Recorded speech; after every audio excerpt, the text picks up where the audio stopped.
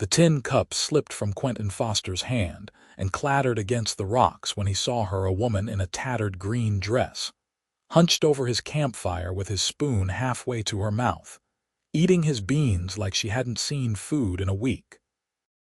He'd been tracking rustlers for 3 days across the Kansas prairie, and tonight, June 14th, 1878, he'd finally allowed himself to rest near the Arkansas River, 20 miles south of Wichita. The last thing he'd expected was company, especially not a woman alone in the middle of nowhere, helping herself to his supper. She looked up at him with wide, frightened eyes that caught the firelight, her dark hair hanging in tangles around a face smudged with dirt and what might have been bruises. "I'm sorry," she whispered, lowering the spoon with trembling hands. "I'm so sorry. I was so hungry." Quentin stood there, his hand instinctively hovering near his revolver, but something in her expression stopped him from drawing it. She wasn't a threat. She was terrified. Her shoulders were hunched as if she expected him to strike her, and now that he looked closer, he could see the torn hem of her dress, the scratches on her bare arms, the desperate hollowness in her cheeks. "Easy now," he said, keeping his voice low and calm the way he would with a spooked horse. He raised his hands slowly, showing he meant no harm. "I'm not going to hurt you. You can finish those beans." She stared at him like she couldn't quite believe what she was hearing. Her lips parted, but no words came out. She was younger than he'd first thought, couldn't be more than 22 or 23. He was 26 himself, old enough to recognize real fear when he saw it. "Go on," he urged, settling down on the opposite side of the fire, deliberately keeping the flames between them so she'd feel safer. "Eat.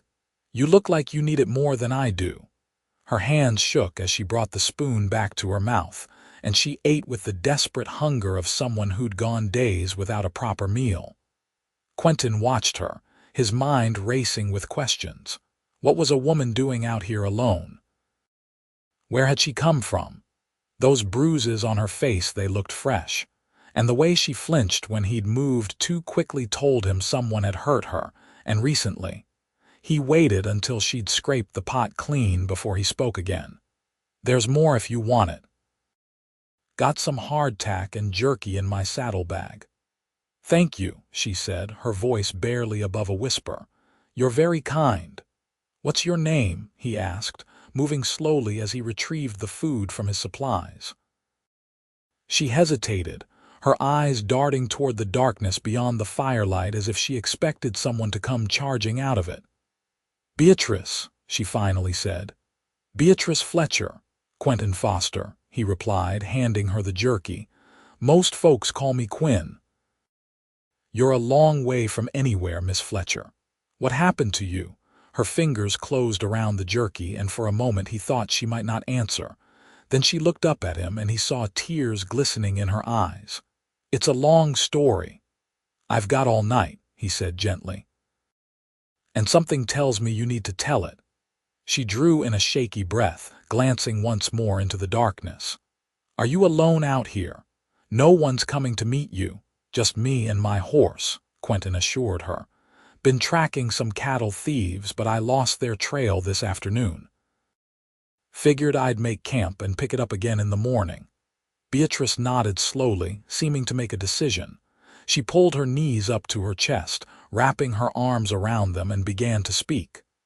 "I ran away," she said, 3 days ago from my husband." Quentin felt his jaw tighten. He'd suspected as much from the bruises, but hearing it confirmed made anger simmer in his chest. "He the one who gave you those marks?" She touched her cheek self-consciously, and he saw her wince. "Thomas always had a temper, but it got worse after we moved to Kansas. We came here 6 months ago from Missouri. He promised me we'd have a good life, that he'd start over, work honest. But he fell in with a bad crowd in Wichita, gamblers and drinkers. Started coming home angry, accusing me of things I didn't do, spending money we didn't have." She paused to take a bite of the jerky, chewing slowly as if savoring every morsel. Quentin added a few more sticks to the fire, keeping quiet, giving her space to continue at her own pace. "It started with words," Beatrice went on, her voice growing steadier as she spoke. "Cruel words. Then he started pushing me, then hitting. I told myself it would get better, that he'd change, but it only got worse. 4 nights ago he came home drunk and beat me so badly I could barely stand. He said he was going to sell me to pay off his gambling debts. He said there were men who'd pay good money for a young wife, men heading west who needed women and didn't care how they got them." Quentin's hands clenched into fists. "That's not legal. That's kidnapping, slavery." "I know," she said, her voice breaking, "but Thomas didn't care about the law. He never has. So when he passed out that night, I took what little I could carry and I ran. I didn't have a horse, didn't have money. I just started walking. I've been walking for 3 days, hiding during the day, moving at night. I thought if I could get far enough away, he wouldn't find me. But I ran out of food yesterday morning, and I've been so hungry, and then I saw your fire and smelled those beans cooking, and I couldn't help myself. I'm so sorry for stealing from you." "You didn't steal," Quentin said firmly. "I'm giving it to you freely. No one deserves what you've been through." She looked at him with such gratitude that it made his chest ache. "You're the first person who's been kind to me in a very long time," she said softly. "Most people back in Wichita knew what Thomas was doing, but no one helped. They said it was between a husband and wife, that it wasn't their business." "They were wrong," Quentin said, meeting her eyes across the fire. "A real man doesn't raise his hand to a woman, and any man who'd sell another human being deserves to hang." Beatrice wrapped her arms tighter around herself, and he saw her shiver despite the warmth of the fire. The night air was getting cooler, and her dress wasn't nearly enough protection. Without a word, he stood and fetched his bedroll, walking around the fire to drape it over her shoulders. She looked up at him in surprise. "But you'll need this." "I'll be fine," he assured her. "I've slept in worse conditions. You need it more than I do." She pulled the blanket close, and he saw some of the tension leave her shoulders. "Thank you," she whispered, "for everything. For not turning me away, for listening. I've been so scared, so alone. I didn't know if I'd survive out here." Quentin settled back down on his side of the fire, leaning against his saddle. "You're safe now," he told her. "I give you my word. No one's going to hurt you while I'm here." "But what about your tracking?" she asked. "I don't want to interfere with your work." He waved a hand dismissively. "The rustlers can wait. They're probably halfway to Colorado by now anyway. Right now, the important thing is getting you somewhere safe." "Where?" Beatrice asked, and he heard the fear creeping back into her voice. "I can't go back to Wichita. Thomas will find me there." "What about family?" Quentin asked. "Parents, siblings, anyone who could take you in?" She shook her head sadly. "My parents died when I was 17. I have an older brother, but he moved to California before the war. I haven't heard from him in years. Thomas was all I had, and I was foolish enough to think he loved me." "You weren't foolish," Quentin said gently. "You trusted someone you thought you could rely on. That's not foolishness, that's being human. He's the one who failed, not you." Beatrice's eyes filled with tears again, and this time she let them fall. "I don't know what to do," she admitted. "I have nothing. No money, no home, no prospects. Even if I could get away from Thomas, what kind of life could I have? No one will hire me without references, and if word gets out that I left my husband, I'll be ruined." "First things first," Quentin said. "We need to get you somewhere safe where you can rest and recover. Then we'll figure out the rest. There are good people in this territory, people who help folks in need. We'll find them." "Why are you helping me?" Beatrice asked suddenly, searching his face. "You don't know me. I could be lying. I could be dangerous." Quentin smiled slightly. Well, you did attack my beans pretty fiercely, so I suppose there's some danger there. But no, I don't think you're lying. And as for why I'm helping, well, that's what decent folks do. We help each other. My mother raised me to believe that every person deserves kindness and respect, and I aim to honor her memory by living that way. Is she? Beatrice hesitated. Is your mother gone? 5 years now, Quentin said, feeling the familiar pang of loss. Fever took her. My father passed when I was 15, thrown from a horse, so I understand what it's like to be alone in the world. I'm sorry, Beatrice said sincerely. That must have been very hard. It was, he admitted, but it taught me to value the connections we make with other people. Life's too short and too hard to go it alone. He paused, then added, and speaking of connections, you should try to get some sleep. You're exhausted, and tomorrow's going to be a long day. Where will we go? She asked. There's a settlement about 15 miles east of here, place called Cedar Springs. It's small, but there's a boarding house run by a widow named Mrs. Henderson. Good woman, big heart. She's helped more than a few people down on their luck. If anywhere would be safe for you, it'd be there. Beatrice nodded slowly, but he could see the worry still etched on her face. What if Thomas comes looking for me there? Then he'll have to go through me first, Quentin said, his voice hard, and I don't go down easy. She studied him for a long moment, taking in his broad shoulders, his weathered face, the quiet confidence in his posture. He was a big man, tall and strong from years of hard work, with dark brown hair that curled slightly at his collar and gray eyes that could be gentle or hard as steel depending on the situation. Right now, they were gentle, reassuring, and Beatrice found herself believing him. I don't understand why you're being so kind to me, she said again, almost to herself. Maybe you don't need to understand it, Quentin replied. Maybe you just need to accept it. Not everyone in this world is cruel, Beatrice. There's still good in it, still people worth trusting. She wanted to believe him. After months of living in fear of being hurt and degraded and treated like property, she wanted desperately to believe that there was still kindness in the world. And looking at this stranger across the fire, this cowboy who'd caught her stealing his food and responded with compassion instead of anger, she thought maybe, just maybe, he was right. Tell me about yourself, she said, surprising them both. If I'm going to trust you with my life, I'd like to know who you are, Quentin chuckled. Fair enough. Well, like I said, I'm Quentin Foster. I've been working as a ranch hand and occasional tracker for the past 8 years, ever since my father died. Did some work for the cattle outfits around Abilene and Dodge City, helped drive herds up to the railroad. Last year I settled near Wichita, doing odd jobs for local ranchers, mending fences, breaking horses, tracking strays.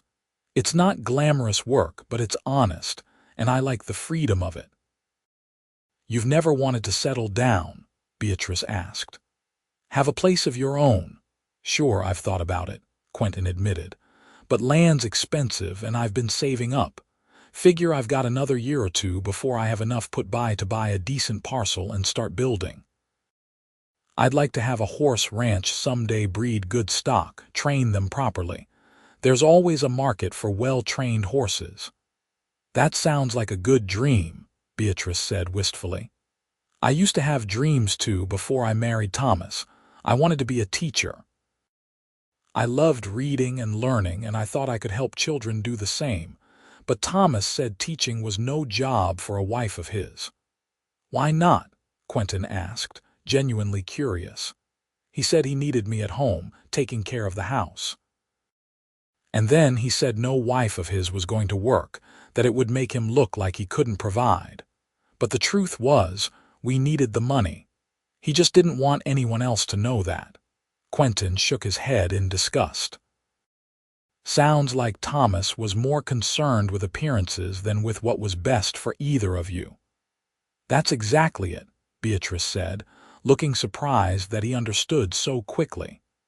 Everything was about how things looked to other people. He wanted everyone to think he was successful, important, a man of means. But it was all a lie. We were barely scraping by, and what little we had, he gambled away. "You deserve better than that," Quentin said. "You deserve someone who values you for who you are, not for how you make them look." Beatrice felt warmth spread through her chest, and it had nothing to do with the fire. When was the last time someone had said she deserved anything good? She couldn't remember. For so long, Thomas had told her she was worthless, that she should be grateful he'd married her at all, that no one else would want her. Hearing Quentin speak with such certainty about her worth was almost overwhelming. "You don't even know me," she said softly. "How can you know what I deserve?" "I know enough," Quentin replied. "I know you're brave enough to run from a bad situation even when you had nothing. I know you're resourceful, you survived 3 days alone in the wilderness. And I know you've got strength in you, even if you can't see it right now. That's more than enough for me to know you deserve respect and kindness."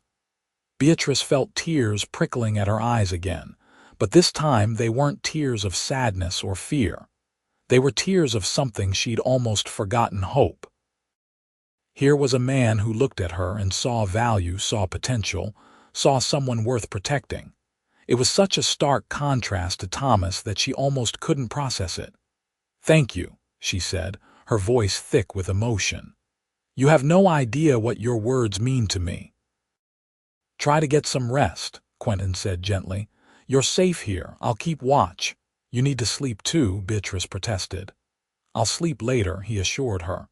"I'm a light sleeper anyway. Comes from years of camping in the open. I'll wake at the slightest sound." Beatrice wanted to argue, but exhaustion was pulling at her, making her limbs heavy and her eyelids droop. She'd barely slept in 3 days, too afraid to close her eyes for more than a few minutes at a time. But something about Quentin's steady presence, his quiet confidence, made her feel safer than she had in months. Maybe she could rest, just for a little while. She curled up on her side, pulling the blanket close, and within minutes her breathing had evened out into sleep. Quentin watched her, his mind working through the problem she represented. He'd told her the truth: he would keep her safe, and he would help her find a place where she could start over. But he knew it wouldn't be as simple as just taking her to Cedar Springs. If Thomas Fletcher was determined to find his wife, he'd search high and low. And a small settlement like Cedar Springs wouldn't be hard to find. No, they needed a better plan. Maybe Mrs. Henderson could help Beatrice get further east, to Kansas City or even St. Louis, where she could disappear into the crowds. Or perhaps there was someone who could help get her to California to find her brother. The details would have to wait until morning, but Quentin was determined to see this through. He'd made a promise to protect her, and he didn't break his promises.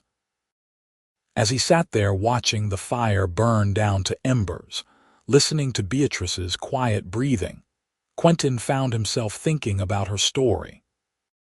The fear in her eyes, the desperation, the way she'd looked at him like she couldn't believe he was being kind, it all spoke to a life that had been far too hard for someone so young.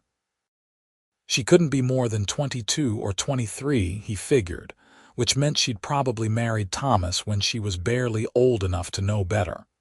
What had her life been like before him? Had she been happy once? He hoped so. He hoped she'd known kindness and love before Thomas Fletcher had twisted those things into weapons.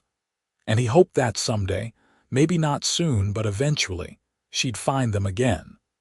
The night deepened around them, and Quentin kept his vigil, his hand never straying far from his revolver. He didn't expect trouble. They were miles from anywhere, but he wasn't taking any chances. Not with Beatrice's life on the line. As the first hints of dawn began to lighten the eastern horizon, Beatrice stirred. She sat up slowly, blinking in confusion for a moment before her eyes found Quentin across the fire. He was feeding fresh wood into the flames, coaxing them back to life. "Good morning," he said with a gentle smile. "How'd you sleep?" "Better than I have in days," she admitted, pushing her hair back from her face. "Did you sleep at all?" "Enough," he said, which wasn't quite true but close enough. "I've got coffee brewing if you want some, and we've got a bit of a ride ahead of us. To Cedar Springs, that's right. If we leave soon, we can be there by late afternoon. Mrs. Henderson will put you up, get you fed properly, and we can figure out the next steps from there." Beatrice nodded, accepting the tin cup of coffee he handed her. The hot liquid was strong and bitter, but it was exactly what she needed. She sipped it carefully, watching Quentin as he moved around the camp, packing up his supplies with efficient, practiced movements. He'd given her his bedroll, she realized, which meant he'd spent the entire night sitting up, keeping watch. The thought made her throat tight with gratitude. "Quentin," she said, and he looked up at her. "I meant what I said last night. Thank you for everything. I know you didn't have to help me, and I know I've put you in danger by being here. If Thomas finds us, he won't," Quentin said firmly. "And even if he does, that's my problem, not yours. You've been carrying too much weight on your own for too long, Beatrice. Let me help carry some of it." She set down her coffee cup and stood, walking around the fire to where he stood. On impulse, she reached out and took his hand. His fingers were rough and calloused from years of hard work, but his grip was gentle as he closed his hand around hers. "I don't know how I'll ever repay you," she said quietly. "You don't need to repay me," Quentin replied, looking down at their joined hands. "Just promise me you'll keep fighting, keep believing that you deserve better. That's all the payment I need." Beatrice squeezed his hand, feeling something shift in her chest. This man, this stranger who'd found her stealing his supper, was showing her more respect and care than her own husband ever had. It was almost too much to comprehend, and yet here it was, real and solid and true. "I promise," she whispered. They stood there for a moment longer, hands clasped, the morning light growing stronger around them. Then Quentin cleared his throat and stepped back, his cheeks slightly flushed. "We should get moving," he said, his voice a little rougher than before. "The sooner we get you to Cedar Springs, the better." Beatrice nodded, suddenly feeling shy. There had been something in that moment, something she didn't quite have words for, but it had been there nonetheless, a connection, a recognition, a promise of something more than just a cowboy helping a woman in trouble. Quentin saddled his horse, a sturdy bay gelding named Rusty, while Beatrice tidied up the campsite. When everything was packed and the fire was properly extinguished, Quentin turned to her. "You'll have to ride with me," he said. "Rusty's strong, he can carry us both without trouble." Beatrice hesitated, old fears rising up. The thought of being that close to a man, any man, made her nervous, but Quentin seemed to understand. He held out his hand to her, his expression patient and kind. "I won't hurt you," he said simply. "I give you my word." And somehow, despite everything she'd been through, Beatrice believed him. She took his hand and let him help her up into the saddle. He swung up behind her a moment later, his arms coming around her to take the reins. She tensed instinctively, but his touch was careful, respectful. He left space between them, not crowding her, letting her set the boundaries. "You all right?" he asked, and she could hear the genuine concern in his voice. "Yes," she said, and was surprised to find it was true. "I'm all right." "Good. Let's ride then. Cedar Springs awaits." As Rusty began to move, carrying them east across the prairie, Beatrice found herself relaxing slightly. The morning was beautiful, cool and clear, with meadowlarks singing in the grass and the endless Kansas sky spreading out above them. Behind her, she could feel the solid warmth of Quentin's presence, steady and reassuring. For the first time in longer than she could remember, she felt almost safe. They rode in silence for the first hour, both lost in their own thoughts. Beatrice watched the landscape roll by, marveling at how different everything looked in daylight compared to the terrifying darkness of the past 3 nights. The prairie was vast and beautiful, with wildflowers dotting the grass and the occasional stand of cottonwoods marking where water ran. It was a harsh land in many ways, but there was a beauty to it too, a wildness that called to something deep in her soul. "Penny, for your thoughts?" Quentin asked, his voice close to her ear. "I was thinking about how beautiful it is out here," Beatrice said. "I've been so afraid for so long that I forgot to notice. But this," she gestured at the landscape, "this is worth seeing." "It is," Quentin agreed. "I've always loved the open country. There's a freedom in it, a simplicity. Out here you're just you, no pretenses, no lies. Just a person trying to make their way in the world." "Is that why you became a cowboy?" Beatrice asked. "For the freedom?" "Partly," Quentin said, "but also because it's what I knew. My father was a rancher before his accident, and I grew up around horses and cattle. It's in my blood, I suppose."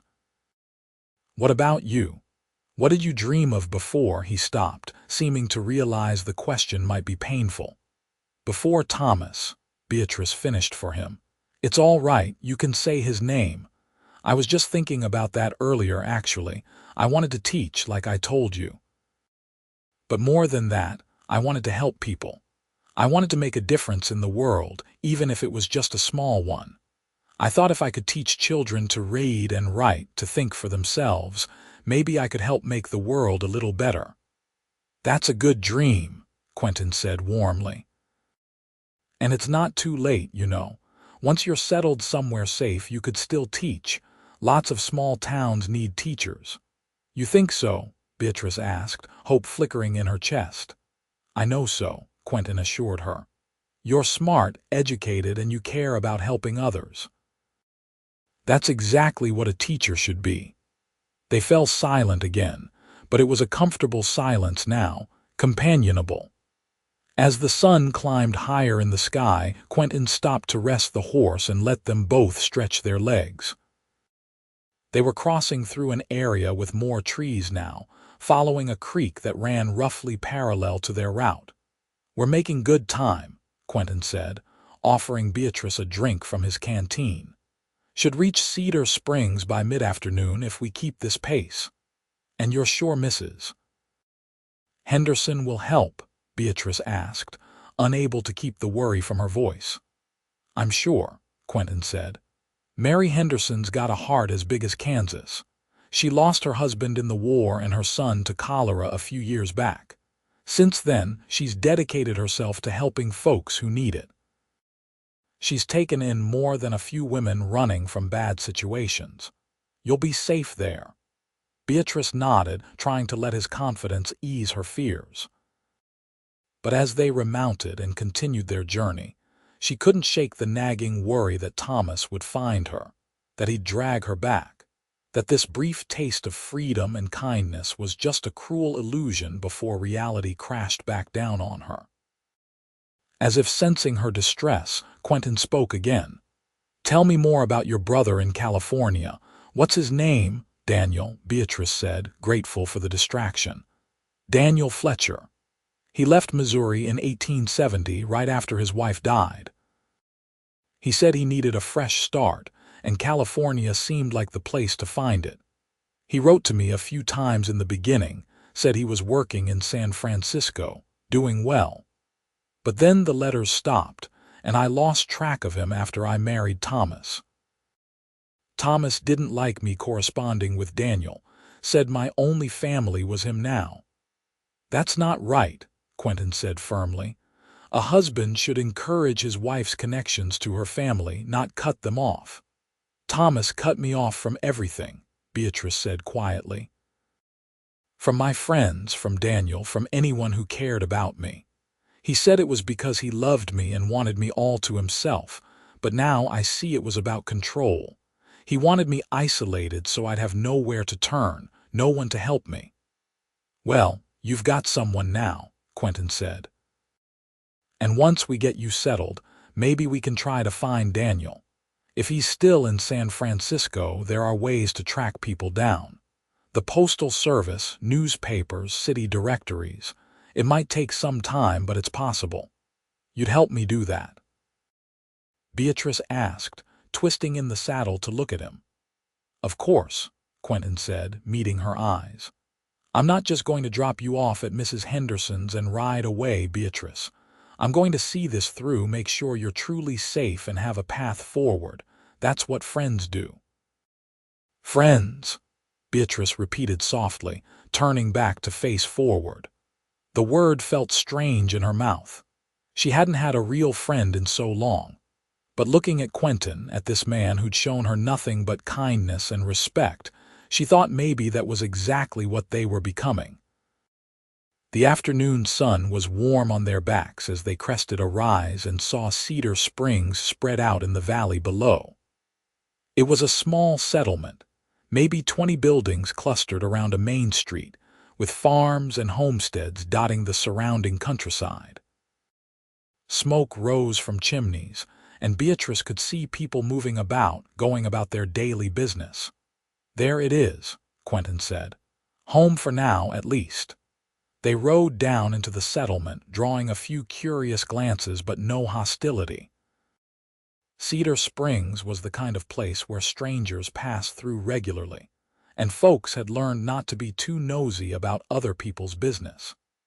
Quentin guided Rusty to a large 2-story house at the end of the main street, with a sign out front that read, "Henderson Boarding House." "This is it," he said, dismounting and then helping Beatrice down. Her legs were wobbly from the long ride, and she was grateful for his steady hand on her elbow. Before they could even reach the porch, the front door opened and a woman stepped out. She was in her 50s, with iron-gray hair pulled back in a neat bun and sharp blue eyes that seemed to take in everything at once. She wore a simple calico dress and an apron, and her hands were dusted with flour. "Quentin Foster," she said, her voice warm. "It's been a while since you've darkened my doorstep. And who's this you've brought with you, Mrs. Henderson?" Quentin said with genuine affection. "Good to see you. This is Beatrice Fletcher, and she's in need of help. Could we speak privately?" Mary Henderson's sharp eyes swept over Beatrice, taking in the torn dress, the bruises, the exhaustion evident in every line of her body. Her expression softened immediately. "Of course," she said. "Come inside, both of you. I'll put on tea and you can tell me everything." They followed her into the boarding house, which was clean and welcoming, with lace curtains in the windows and the smell of fresh bread in the air. Mary led them to a small parlor and gestured for them to sit while she bustled off to prepare tea. Beatrice sank into a chair, her whole body trembling now that they'd reached their destination. The fear and exhaustion of the past days were catching up with her, and she felt dangerously close to falling apart. Quentin knelt beside her chair, his face concerned. "Hey," he said gently. "You're all right. You made it. You're safe now." "I'm sorry," Beatrice said, wiping at her eyes. "I don't know why I'm falling apart now." "Because you can," Quentin said simply. "You've been running on fear and desperation for days. Now that you're somewhere safe, your body's letting you feel all the things you've been pushing down. It's all right. Let it out." Mary returned with a tea tray and set it down, taking in the scene with understanding eyes. "Here now," she said, pressing a cup of hot tea into Beatrice's hands. "Drink this. It'll help." Beatrice obeyed, sipping the sweet tea while Mary settled into another chair and looked expectantly at Quentin. "Tell me," she said simply. So Quentin did. He explained how he'd found Beatrice eating his beans, how she'd told him about her husband and his abuse, about the plan to sell her to pay his gambling debts, about her desperate flight across the prairie. Mary listened without interruption, her expression growing grimmer with each detail. When Quentin finished, Mary turned to Beatrice. "My dear girl," she said, her voice full of compassion, "you've been through hell, but you're safe here. I promise you that. No one will hurt you in my house." "Thomas might come looking for me," Beatrice said, her voice shaking. "If he finds out I'm here, then he'll have to deal with me," Mary said firmly. "And I'm not as easy to intimidate as he might think. I've dealt with men like your husband before, and I'm still here. You let me worry about that. Right now, you need rest, food, and time to heal." "I don't have any money," Beatrice said. "I can't pay for a room." "Did I ask you for money?" Mary said, raising an eyebrow. "No, I did not. You'll stay here as long as you need, and we'll figure out the rest later. Now finish that tea and I'll show you to a room where you can clean up and rest." Beatrice felt tears welling up again. "Thank you," she whispered. "Thank you so much." Mary patted her hand kindly, then stood. "Come along, dear, let's get you settled. Quentin, you'll stay for supper, I hope." "If it's not too much trouble," Quentin said. "When have you ever been trouble?" Mary said with a smile, "Make yourself comfortable. We'll be down shortly." She led Beatrice upstairs to a small but cozy room with a bed covered in a colorful quilt, a washstand with a basin and pitcher, and a window that looked out over the settlement. To Beatrice, who'd spent the past 3 nights sleeping in the dirt and grass, it looked like paradise. "There's water in the pitcher and clean towels in the drawer," Mary said. "I'll bring you up some clean clothes. We're about the same size, I think. You rest as long as you need." "No one will bother you here, Mrs. Henderson," Beatrice said as the older woman turned to leave. "Why are you helping me? You don't know me," Mary smiled sadly. "Because 30 years ago I was you," she said quietly. "My first husband, not Mr. Henderson, but the man before him, was cruel and violent. I ran from him, just like you ran from Thomas. And a kind woman took me in, gave me a place to stay, helped me start over. Eventually, I met Mr. Henderson, and I had 10 good years with him before the war took him. I'm helping you because someone helped me once, and because no woman should have to live in fear. Now rest, dear. You're safe here." She left, closing the door gently behind her. Beatrice stood in the middle of the room, almost unable to believe this was real. A safe place to stay. Clean clothes. Food. Kindness. It was more than she'd dared hope for when she'd run from Thomas 3 days ago. She washed her face and hands in the basin, wincing as the water stung the cuts and scratches on her skin. When she looked at herself in the small mirror above the washstand, she barely recognized the woman staring back. Her face was gaunt and bruised, her eyes haunted, her hair a tangled mess. She looked like a ghost of the person she'd been before Thomas. But she was alive. She was free. And she had helped now Quentin and Mary, 2 strangers who'd shown her more kindness in a few hours than Thomas had in 2 years of marriage. There was a soft knock on the door, and Mary returned with an armful of clothes. "Here we are," she said, laying out a simple brown dress, underthings, and a nightgown on the bed. "These should fit you well enough. There's no rush to come downstairs. Take your time. But Quentin's still here if you'd like to see him before he leaves." "He's leaving," Beatrice said, and was surprised by the panic that surged through her at the thought. "Well, he can't stay in a boarding house full of women," Mary said with a gentle smile. "But he said he'd be back tomorrow to check on you. He's quite concerned about you, you know. It's clear he cares a great deal about your welfare." Beatrice felt her cheeks flush. "He's been very kind." "He's a good man," Mary agreed. "One of the best I know." "Now, do you want to come down and say goodbye, or shall I tell him you're resting?" "I'll come down," Beatrice said quickly. She needed to thank him properly, to make sure he understood how much his help had meant to her.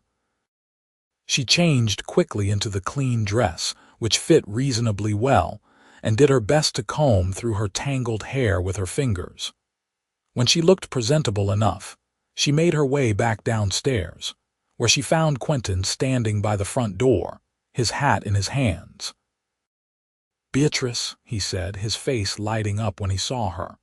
You look better already. The rest will do you good." "I wanted to thank you again," Beatrice said, walking over to him, "for everything. I know I keep saying it, but I mean it. You saved my life, Quentin."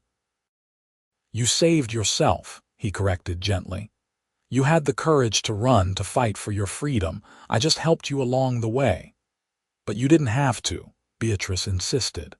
"You could have turned me away or taken me back to Wichita or any number of things, but you helped me instead." "That means everything." Quentin looked at her for a long moment, and she saw something in his eyes that made her heart skip: warmth, admiration, and something else she didn't quite dare name. "I'll be back tomorrow to check on you," he said, "and we'll start working on a plan for your future. Finding your brother, maybe, or figuring out another option. Whatever you need, I'll help." "Thank you," Beatrice said softly. On impulse, she stood on her toes and kissed his cheek. It was just a quick, chaste kiss, but she felt him go still under her touch, felt the warmth of his skin against her lips. When she stepped back, his cheeks were flushed and his eyes were bright. "Rest well, Beatrice," he said, his voice a little rough. Then he settled his hat on his head and walked out into the late afternoon sun. Beatrice watched him go, her hand pressed to her own cheek, feeling something shift inside her. It was too soon to call it anything more than gratitude, more than friendship. But it was there nonetheless, a tiny spark of something warm and bright in the darkness that had been her life for so long.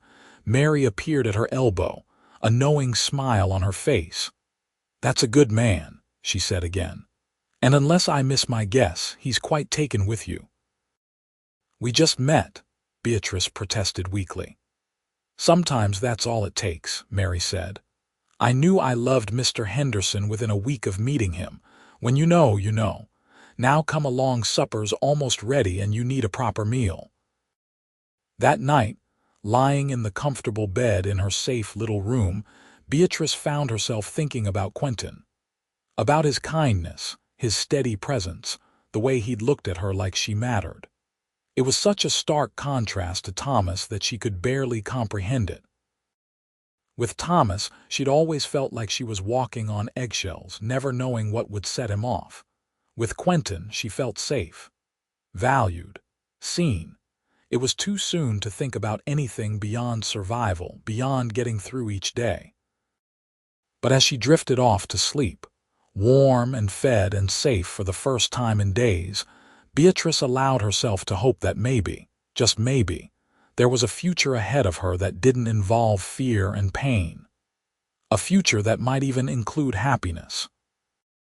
And perhaps, if she was very lucky, it might include a kind cowboy with gray eyes and a gentle smile.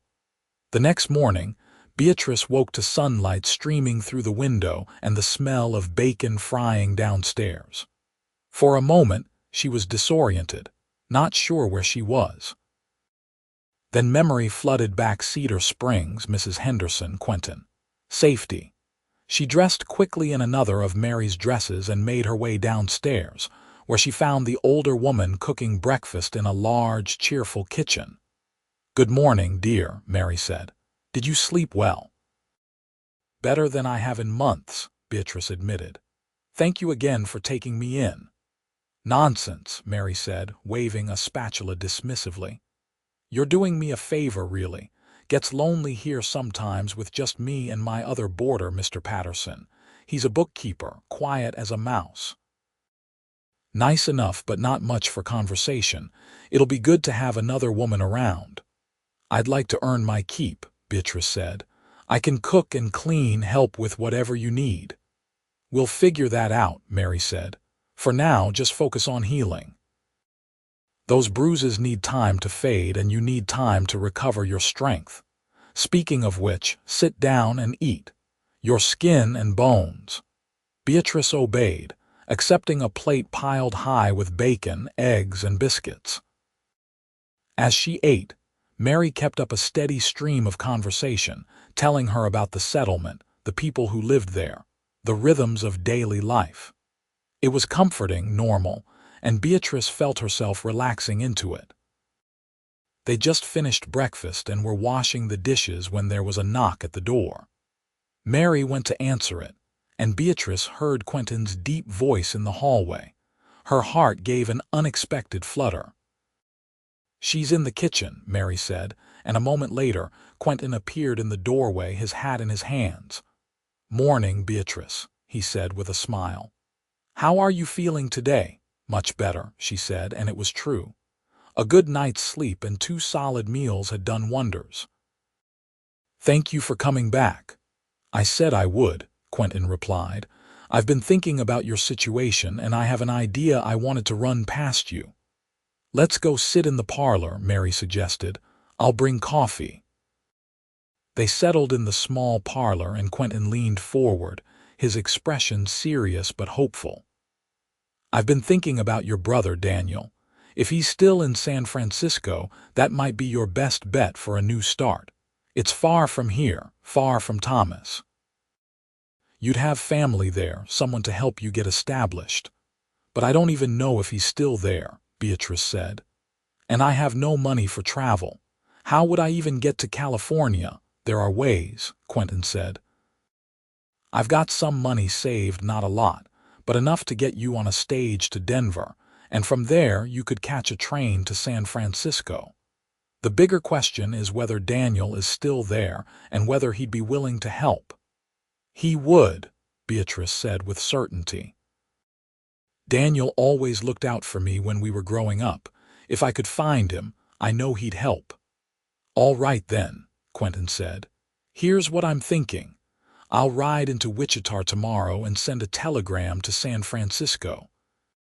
The city directory there should have listings. We can try to track down Daniel that way. If we can confirm he's there and willing to take you in, then we'll arrange travel. It might take a few weeks to sort out, but it's a solid plan." "You do that for me?" Beatrice asked, overwhelmed. "Spend your savings on my travel. Consider it a loan," Quentin said. "Once you're settled and working, you can pay me back if you want. But honestly, Beatrice, I don't care about the money. I care about you being safe and having a chance at a real life." Beatrice felt tears pricking at her eyes again. "I don't know what to say." "Say you'll let me help," Quentin replied gently. "Of course," Beatrice whispered. "Thank you." Mary returned with coffee, and they spent the next hour discussing the details of the plan. Quentin would go to Wichita the next day and send the telegram. With luck, they'd hear back within a week. In the meantime, Beatrice would stay at the boarding house, helping Mary and recovering her strength. "There's one more thing we need to consider," Quentin said, his expression growing grim. "Thomas. If he's looking for you, he'll eventually check the towns around Wichita. Cedar Springs isn't that far away. We need to be prepared for the possibility that he'll show up here." "What can we do?" Beatrice asked, fear creeping back into her voice. "First, we make sure people in town know to be on the lookout," Quentin said. "Mrs. Henderson can spread the word quietly. Folks here look out for their own. Second, I'll come by daily to check on things. And third, if Thomas does show up, you let me handle it. Don't confront him, don't try to talk to him. Just stay inside and stay safe." "I don't want you to get hurt because of me," Beatrice protested. "I can handle myself," Quentin assured her. "I've dealt with worse than Thomas Fletcher. Trust me on this." Beatrice wanted to argue, but the determination in his eyes stopped her. Quentin Foster was not a man who made promises lightly, and when he gave his word, he kept it. They talked a while longer before Quentin took his leave, promising to return the next evening after his trip to Wichita. After he left, Mary gave Beatrice a knowing look. "That man is smitten with you," she said bluntly. "We barely know each other," Beatrice said, but her cheeks were warm. "Doesn't matter," Mary said. "I've seen enough people fall in love to recognize the signs. The way he looks at you, the way he's so determined to help you, to protect you, that's not just kindness, dear. That's the beginning of something deeper." "It's too soon," Beatrice said, but even as she spoke, she knew it wasn't entirely true. She'd felt something shift between them yesterday, had felt it again this morning when he'd walked into the kitchen. There was a connection there, something real and growing. "Maybe it is too soon," Mary allowed. "You've been through a trauma and you need time to heal. But don't close yourself off to the possibility of happiness, Beatrice. You deserve love, real love, the kind that lifts you up instead of tearing you down. And I think Quentin Foster could give you that if you let him." Beatrice thought about Mary's words as she went about helping with the household chores that day. Was it possible? Could she really have a future that included love and happiness? After everything Thomas had done, after the way he'd broken her down and made her feel worthless, could she trust another man enough to let him into her heart? She didn't know. But as she thought about Quentin, his kindness, his strength, the way he treated her with such respect and care, she found herself wanting to try. Wanting to believe that not all men were like Thomas, that there were good men in the world who would cherish rather than hurt the women they loved. The next day passed quietly. Beatrice helped Mary with the cooking and cleaning, grateful for the distraction of useful work. The other boarder, Mr. Patterson, was indeed a quiet man, polite but reserved. He took his meals in his room and kept to himself, which suited Beatrice fine. She wasn't ready to deal with too many new people yet. That evening, true to his word, Quentin returned. He looked tired from the long ride to Wichita and back, but his face lit up when he saw Beatrice. "I sent the telegram," he reported. "Ask the telegraph office in San Francisco to check the city directory for Daniel Fletcher and send a message to any address they find. We should hear something back in the next few days." "Did you?" Beatrice hesitated. "Did you see Thomas in Wichita?" "No," Quentin said. "But I asked around discreetly. Seems he's been making noise about his wife running off, claims you stole money from him and he wants you back to face justice." Beatrice's blood ran cold. "That's a lie. I never took anything from him." "I know that," Quentin said gently. "And anyone with half a brain would know it too. But Thomas is spreading his lies, trying to paint himself as the victim. We need to be careful. If he does track you here, he might try to get the law involved." "What do I do?" Beatrice asked, panic rising in her chest. "Nothing," Quentin said firmly. "You tell the truth if anyone asks, but chances are, no lawman is going to side with Thomas once they hear your side of things. Those bruises on your face tell their own story, but we'll cross that bridge if we come to it. For now, just stay here where you're safe." Over the next week, a routine developed. Quentin came by every evening to check on Beatrice and share any news. During the days, she helped Mary with the boarding house, gradually regaining her strength and confidence. The bruises on her face began to fade and the scratches on her arms healed.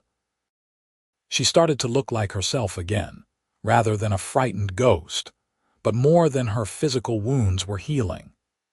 In the safety and kindness of Mary's boarding house, with Quentin's steady support, Beatrice began to believe that she might actually have a future. She started to hope again, to dream again. And increasingly, those dreams included Quentin. They would sit together in the evenings, talking about everything and nothing. He told her stories about his years working the cattle drives, about the characters he'd met and the places he'd seen. She told him about her childhood in Missouri, about her parents, about the dreams she'd had before Thomas had crushed them. "You still want to teach?" Quentin asked one evening as they sat on the porch, watching the sun set over the prairie. "I think so," Beatrice said. "If I can.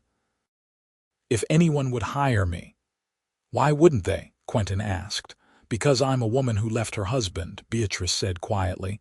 "That kind of scandal follows a person." "Then they're fools," Quentin said bluntly. "You left a man who was hurting you. That's not scandal, that's survival. And any school board worth their salt would see that." Beatrice smiled at his vehemence. "You always know what to say to make me feel better." "I'm just telling the truth," Quentin said, meeting her eyes. "You're smart, kind, and brave. Any school would be lucky to have you." They sat in comfortable silence for a while, and Beatrice found herself acutely aware of Quentin's presence beside her. He was so close she could feel the warmth radiating from him, could smell the scent of leather and sage that seemed to cling to his clothes. Her heart was beating faster, and she didn't think it was from fear. "Beatrice," Quentin said softly, and she turned to look at him. "I need to tell you something." "What is it?" she asked, her voice barely above a whisper. "I know it's only been a week since we met," he began, his words coming slowly, carefully. "And I know you've been through hell. The last thing I want to do is pressure you or make you uncomfortable. But I need you to know I care about you. More than I probably should, given how short a time we've known each other. When I'm with you, everything feels right. And when I'm not with you, I'm thinking about you, worrying about you, wanting to be near you. I'm not asking for anything in return. I just needed you to know how I feel." Beatrice's breath caught in her throat. Her heart was pounding so hard she was sure he must be able to hear it. "Quentin," she said, her voice shaking. I care about you too. You've been so kind to me, so patient. You've shown me what a good man looks like, what real respect and care feel like. I didn't think I could ever trust another man after Thomas, but you've made me believe it's possible." "Does that mean," Quentin started, hope evident in his voice. "It means I want to try," Beatrice said, reaching out to take his hand. "I want to see where this leads. Not right away. I need time to heal, to figure out who I am without Thomas's voice in my head telling me I'm worthless. But someday, when I'm stronger, when I've found my feet again, I'd like to see if we could be something more than friends." Quentin squeezed her hand gently, his smile warm and genuine. "I can wait," he said. "However long it takes. You're worth waiting for, Beatrice." They sat there on the porch as the stars came out, hands clasped, both feeling the weight and the promise of what they'd just shared. It was the beginning of something, Beatrice knew. Something fragile and new but real. And for the first time since she'd married Thomas, she felt hope for the future. The telegram from San Francisco arrived 8 days after Quentin had sent the original message. Mary brought it to Beatrice, who was in the kitchen kneading bread dough, and her hands were shaking as she opened it. The message was brief but wonderful. "Daniel Fletcher found. Lives at 447 Powell Street. Occupation carpenter. Telegraph office will deliver message if you wish to contact him." Beatrice felt tears of joy streaming down her face. "He's there," she said, her voice choked with emotion. "Daniel's in San Francisco and he's alive and well." "That's wonderful news," Mary said, hugging her. "Now you can write to him, tell him what happened, ask if he can take you in." They composed a telegram together, carefully choosing the words. "Daniel, this is Beatrice. Left abusive husband, need help. Can I come to San Francisco? Please reply soon." Quentin sent the telegram that afternoon, and 3 agonizing days later the response came. "Beatrice, thank God you're safe. Come immediately. I'll take care of everything. Wire me when you're leaving. Your loving brother, Daniel." The relief was overwhelming. Beatrice had a place to go, family waiting for her, a new start in a city far from Thomas Fletcher's reach. It was everything she'd hoped for. But as she shared the news with Quentin that evening, she felt a pang of sadness too. Going to San Francisco meant leaving Cedar Springs, leaving Mary, and leaving Quentin. "This is good news," Quentin said, though she could see the shadow in his eyes. "You'll be safe in San Francisco. Daniel will look after you. When should I leave?" Beatrice asked, even though the thought of leaving made her chest ache. "Soon," Quentin said. "The sooner you're far away from Thomas, the better. I can arrange passage on the stage to Denver day after tomorrow, and from there you can catch the train west. You should be in San Francisco within 2 weeks. 2 days, Beatrice said, and suddenly that felt like no time at all. She'd only known Quentin for 2 weeks, but the thought of saying goodbye to him felt impossible. Quentin, I know, he said quietly, taking her hand. I feel it too. They stood there in Mary's parlor, hands clasped, looking at each other with a mixture of hope and heartbreak. They'd found something special in each other, something rare and real. But Beatrice needed to go to California, needed to start over somewhere safe. And Quentin's life was here in Kansas, his dreams of a horse ranch, his work. Maybe, Beatrice said slowly, once I'm settled in San Francisco, once I've had time to heal and figure out my life, maybe you could visit. Quentin's face lit up. I'd like that, he said. I'd like that very much. Or maybe, Beatrice continued, her heart pounding, after some time has passed, if we both still feel the way we feel now, maybe we could figure out a way to be together. Truly together. Are you saying what I think you're saying? Quentin asked, his voice rough with emotion. I'm saying don't give up on me, Beatrice said, tears spilling down her cheeks. Don't give up on us. Give me time to heal, to become myself again. And if you're willing to wait, if you're willing to hope, maybe we can have a future together. Quentin pulled her into his arms, holding her close. She could feel his heart beating against her chest, strong and steady. I'll wait, he said into her hair. As long as it takes. You go to San Francisco, you heal, you build your new life, and when you're ready, I'll be here, or there, or wherever you need me to be. Beatrice pulled back just enough to look up at him. Promise me, she said. Promise me you'll write to me, that we'll stay in touch. I promise, Quentin said, and then, very gently, he cupped her face in his hands and kissed her. It was nothing like the kisses Thomas had forced on her, brutal and possessive. This was soft and sweet, a promise rather than a demand. Beatrice felt her whole body respond, warmth flooding through her, and when they finally broke apart, she was breathless. I think I'm falling in love with you, Quentin Foster, she whispered. I know I'm falling in love with you, Beatrice Fletcher, he replied. And I'm not going to stop, even when you're 2,000 miles away. The next 2 days passed in a blur of preparation. Mary helped Beatrice pack a small bag with the clothes she'd lent her and some provisions for the journey. Quentin arranged her passage on the stage and gave her money for the train ticket to San Francisco, plus extra for emergencies. He also wrote out his address and made her promise to write to him the moment she arrived. On the morning she was to leave, Beatrice stood in the boarding house parlor, looking at Mary and Quentin, these two people who'd saved her life in different ways. I can never thank you enough, she said to Mary, embracing the older woman. You gave me shelter when I had nowhere to go. You showed me kindness when I needed it most. You did the same for me, dear, Mary said, patting her back. Having you here reminded me why I do this work. You go and build yourself a good life, you hear? And if you ever need anything, you know where to find me. Then Beatrice turned to Quentin, and for a moment she couldn't speak.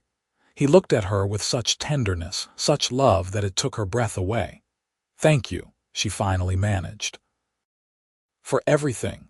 For finding me, for believing in me, for caring about me.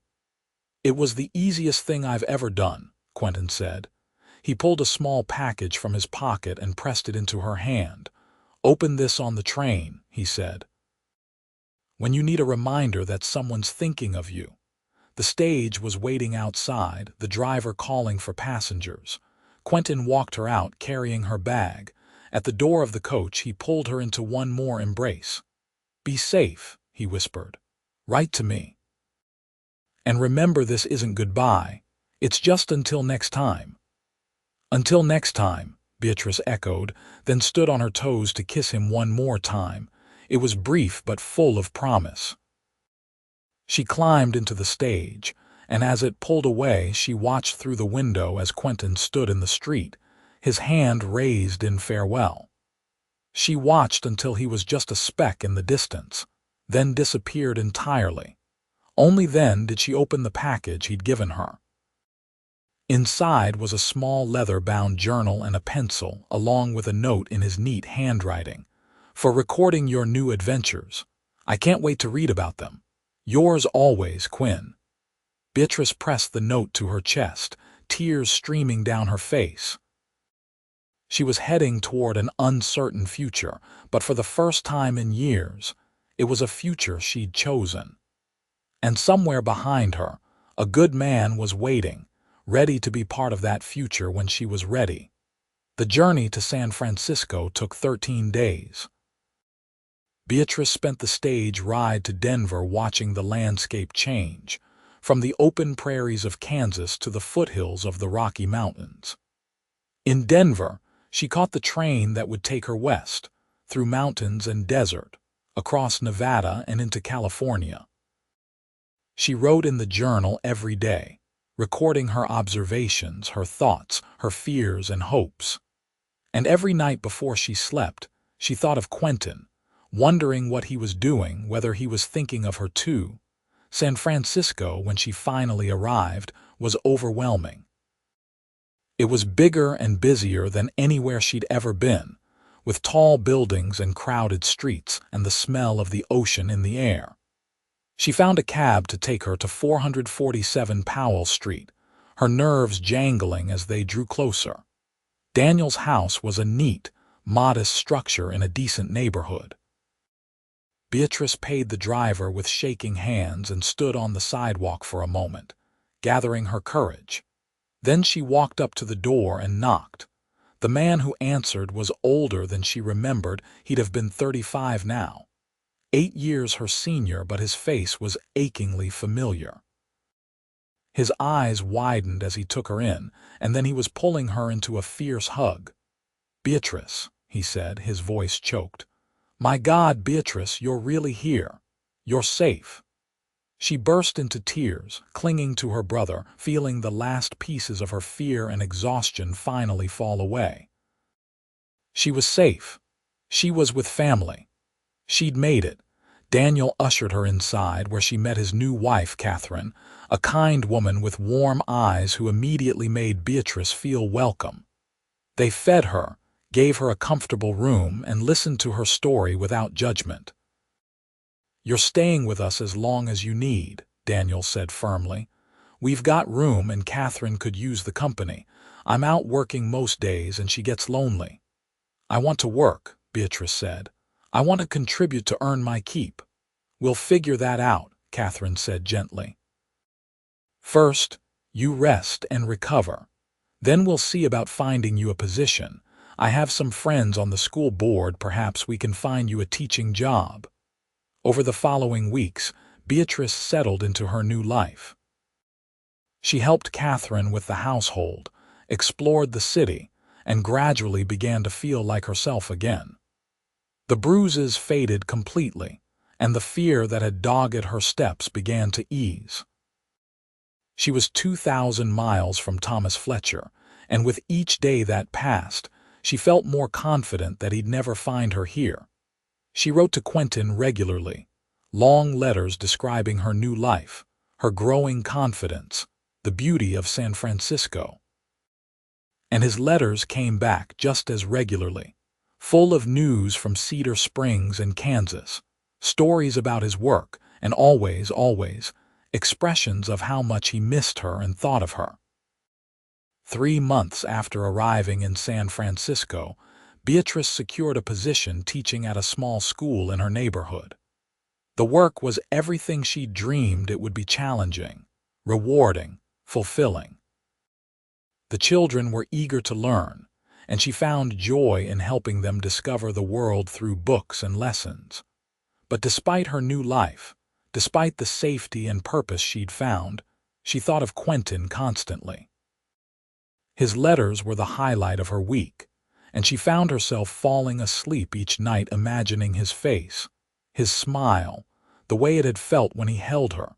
6 months after leaving Kansas, Beatrice received a letter that made her heart race. "Beatrice," Quentin wrote, "I've saved enough money to make the trip to California. If you're willing, I'd like to come visit you. I need to see you to know you're well, to tell you in person what I can't quite express in letters. Let me know if this would be welcome. Yours always, Quinn. Beatrice wrote back immediately. Yes, please come. I've missed you terribly. We have so much to talk about. Love, Beatrice. She waited anxiously for his arrival, counting down the days. Daniel and Catherine knew about Quentin. Of course, she'd told them everything. They were supportive, eager to meet the man who'd saved their sister and clearly held her heart. When the day finally came, Beatrice was a bundle of nerves.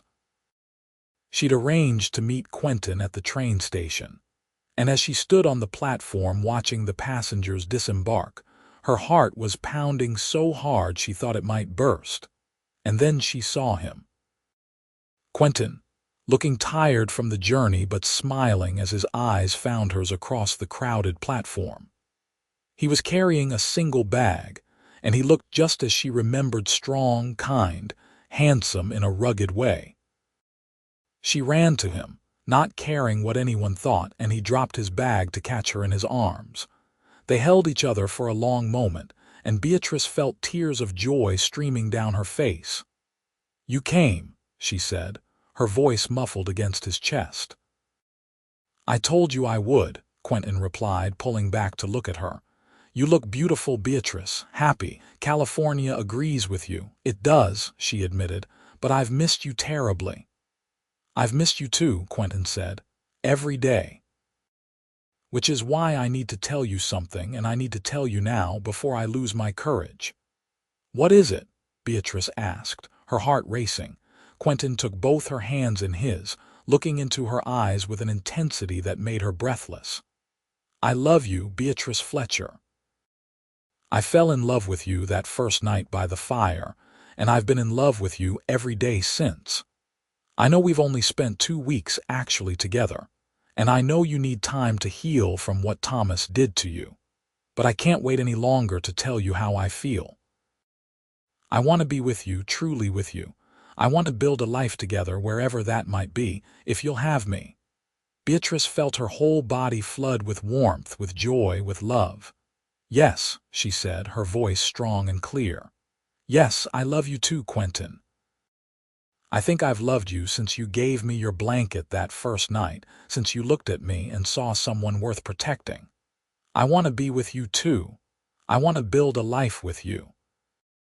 Quentin's face broke into the most beautiful smile she'd ever seen, and then he was kissing her, right there in the train station with people bustling around them. It was a kiss full of promise and love and hope for the future. When they finally broke apart, both breathless and laughing, Beatrice said, "But what about your ranch in Kansas?" "Your dreams." "Dreams change," Quentin said simply. "I've been thinking a lot about this. California needs good horses just as much as Kansas does. And I'd rather build a ranch here with you than anywhere else without you, if you're willing to take a chance on a cowboy with big dreams and not much money." "I'm willing," Beatrice said, her heart so full she thought it might overflow. "I'm willing to take any chance if it's with you." They stood there on the platform, holding each other, both marveling at how far they'd come from that night by the fire when she'd been eating his beans and telling him her story. They'd found each other in the midst of darkness and fear, and together they'd built something bright and beautiful. Over the next few days, Quentin stayed with Daniel and Catherine, and the 4 of them became fast friends. Daniel was impressed with Quentin's work ethic and character, and Catherine adored him for how happy he made Beatrice. They could all see that Beatrice had transformed from the frightened, broken woman who'd arrived 6 months ago into someone confident and whole. Quentin had been right, she'd needed time to heal, to find herself again. And now that she had, she was ready to build a future. 3 months after Quentin's arrival in San Francisco, on a beautiful spring day in May 1879, Beatrice Fletcher married Quentin Foster in a small ceremony at Daniel and Catherine's house. Mary Henderson made the journey from Kansas to attend, crying happy tears as she watched 2 people she'd helped bring together pledge their lives to each other. Beatrice wore a simple cream-colored dress that Catherine had helped her sew, and she carried a bouquet of wildflowers that reminded her of the Kansas prairie where she and Quentin had first met. When she looked into Quentin's eyes and spoke her vows, she meant every word. This was nothing like her first marriage. This was built on respect, trust, and genuine love. After the wedding, Quentin and Beatrice found a small piece of land south of San Francisco, near the coast. With Quentin's savings, a loan from Daniel, and money Beatrice had been carefully putting aside from her teaching salary, they bought 10 acres and began building their dream. It was hard work building a house, fencing pastures, acquiring their first horses, but they did it together, and that made all the difference. Beatrice continued teaching for the first year while Quentin established the horse ranch. He had a gift with animals, a patience and understanding that made him excellent at training horses. Word spread quickly about the quality of his work, and soon he had more business than he could handle. In the evenings, they would sit on the porch of their modest but comfortable house, watching the sun set over the Pacific Ocean, talking about their days and their dreams. Sometimes Beatrice would read aloud from books while Quentin worked on tack or other ranch equipment. Other times, they would simply sit in comfortable silence, hands clasped, grateful for the life they'd built together. A year and a half after their wedding, Beatrice discovered she was expecting their first child. She was nervous. Memories of Thomas and his cruelty sometimes still haunted her, but Quentin was patient and understanding. He attended to her every need, made sure she was comfortable, and never stopped telling her how much he loved her and how excited he was to become a father. Their son was born in November 1880, a healthy baby with Quentin's gray eyes and Beatrice's dark hair. They named him Daniel Quentin Foster, after Beatrice's brother and his father. Holding her son for the first time, feeling Quentin's arms around them both, Beatrice marveled at how different her life was from what it had been just 3 years ago. She thought back to that desperate night when she'd stumbled across Quentin's campfire, so hungry and frightened that she'd risked eating a stranger's beans. If someone had told her then that she'd end up here safe, loved, with a husband who cherished her and a beautiful baby boy, she never would have believed it. But here she was, living a life that was better than any dream she dared to have. Beatrice eventually left teaching to focus on raising Daniel and helping with the ranch, but she never stopped loving education. As Daniel grew, she taught him to read and write, filling his head with stories and knowledge. And when he was old enough, she began volunteering at the local school, helping children who struggled with reading. The ranch prospered. Quentin's reputation as a horse trainer grew, and they were able to expand their land, build a bigger house, and hire a few ranch hands to help with the work. They had 2 more children, a daughter named Mary Catherine, born in 1883, and another son, Thomas James, born in 1886. Beatrice had hesitated over naming their youngest son Thomas, given her history, but Quentin had convinced her. "It's just a name," he'd said gently.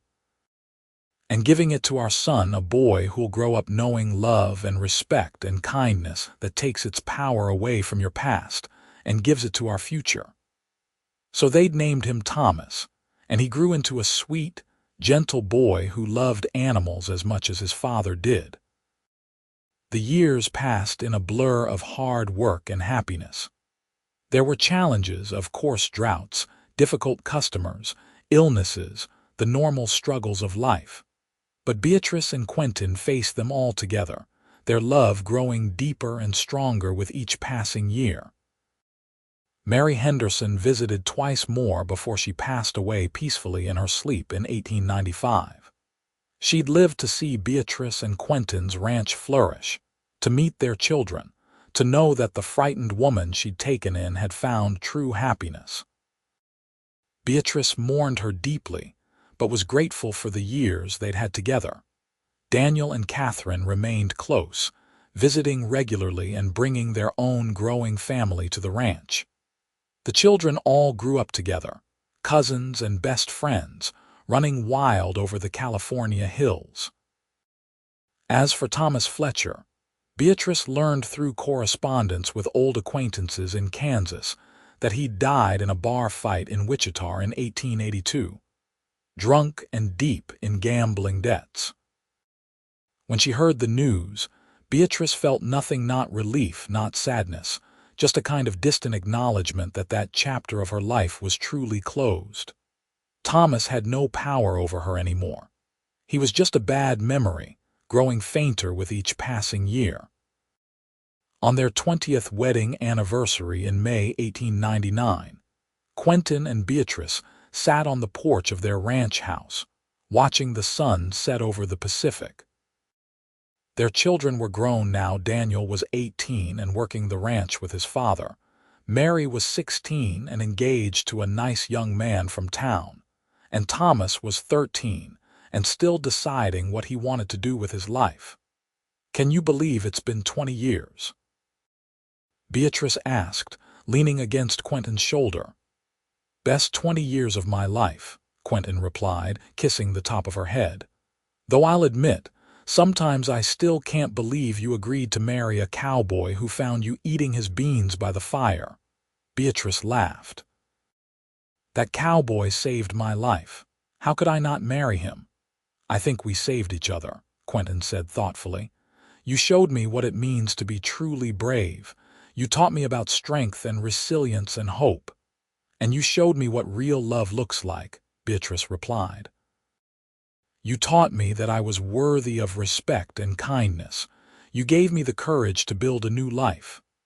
They sat in comfortable silence for a while, watching the colors paint the sky.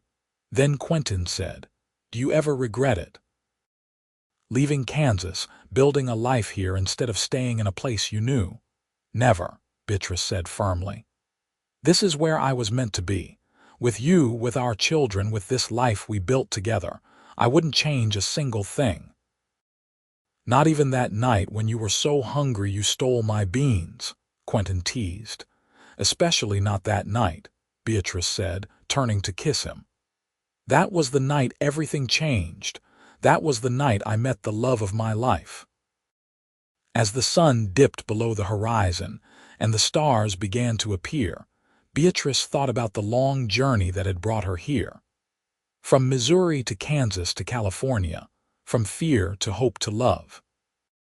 She'd survived things that should have broken her, had found strength she didn't know she possessed, and had built a life that was rich and full and meaningful. But most importantly, she'd found Quentin. And in finding him, she'd found herself. Their children gave them grandchildren in the years that followed. Daniel married and settled on a piece of the ranch, raising horses just like his father. Mary had 4 children who all adored their grandmother's stories.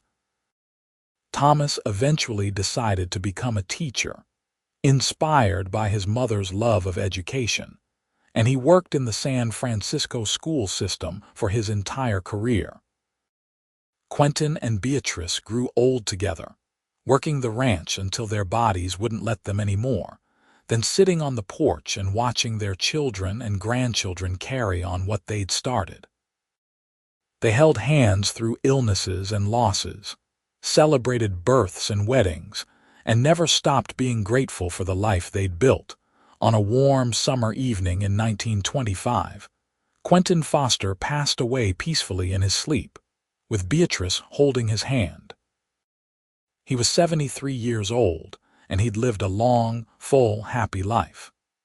Beatrice mourned him deeply, but was comforted by their children and grandchildren, by the knowledge that they'd had 46 beautiful years together, and by the certainty that what they'd shared was real and lasting and true. She lived 4 more years, spending her days surrounded by family, telling stories about the early days, about the night she'd met a kind cowboy by a campfire in Kansas, and how that meeting had changed everything. Her grandchildren and great-grandchildren loved these stories, always asking for more details about how Grandma Beatrice had been so brave, how Grandpa Quentin had been so kind. When Beatrice Fletcher Foster passed away in her sleep in 1929 at the age of 74, she was surrounded by 3 generations of family, all of whom owed their existence to that fateful night in June 1878, when a desperate woman had stolen beans from a cowboy's campfire. They buried her next to Quentin on the ranch they'd built together, under the California sky they'd both loved. And if you visited their graves on a quiet evening when the sun was setting and the breeze was soft, you might almost be able to hear their voices, still talking and laughing together, still grateful for the love that had saved them both. The ranch continued for generations after them, run by their descendants, a testament to what 2 people could build when they found each other in the darkness and chose to walk into the light together. And the story of how Quentin and Beatrice met the cowboy and the strange woman eating his beans by the fire, whose story kept him up all night and changed his life forever, became a family legend, passed down from parent to child, a reminder that sometimes the best things in life come from the most unexpected places, and that love, when it's real and true, can overcome anything. The end.